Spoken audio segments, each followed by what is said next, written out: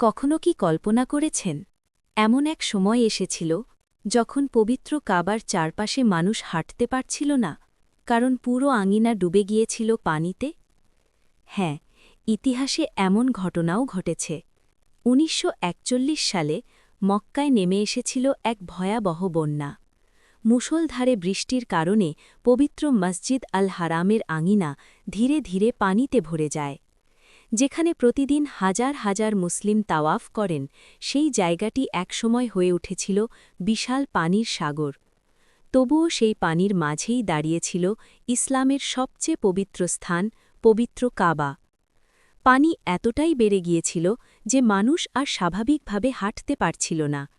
তাওয়াফ করার পথ পুরোপুরি পানিতে ডুবে গিয়েছিল। কিন্তু আল্লাহর ঘরের প্রতি ভালোবাসা মানুষকে থামাতে পারেনি। সেই সময় ইয়েমেনের এক তরুণ আলী আল আলওয়াদি একটি সাহসী সিদ্ধান্ত নেন। তিনি দেখলেন হাঁটতে হাঁটতে তাওয়াফ করা সম্ভব নয়। তখন তিনি এমন একটি কাজ করলেন যা ইতিহাসে বিরল। তিনি পানির মধ্যেই সাঁতার কেটে পবিত্র কাবার চারপাশে তাওয়াফ শুরু করেন। চারদিকে বৃষ্টি পড়ছে, আকাশে বিদ্যুৎ চমকাচ্ছে, আর সেই উত্তাল পানির মাঝেই তিনি সাঁতার কেটে কাবার চারপাশে ঘুরে তাওয়াফ সম্পন্ন করেন।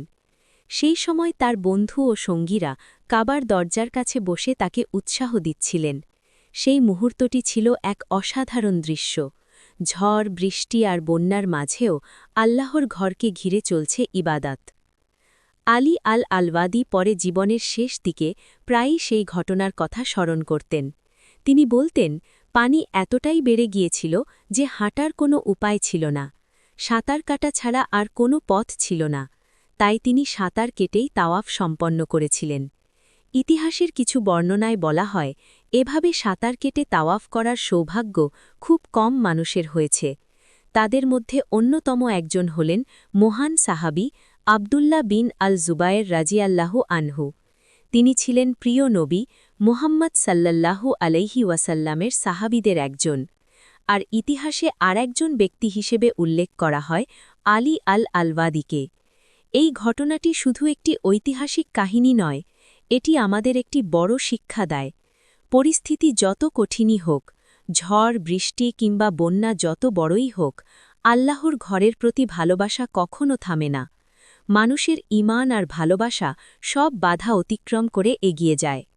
আজও যখন লক্ষ লক্ষ মুসলিম কাবার চারপাশে তাওয়াফ করেন, তখন সেই ইতিহাসের ঘটনাগুলো আমাদের মনে করিয়ে দেয়, সময় বদলায়, পরিস্থিতি বদলায়, কিন্তু আল্লাহর ঘরের প্রতি ভালোবাসা কখনো বদলায় না।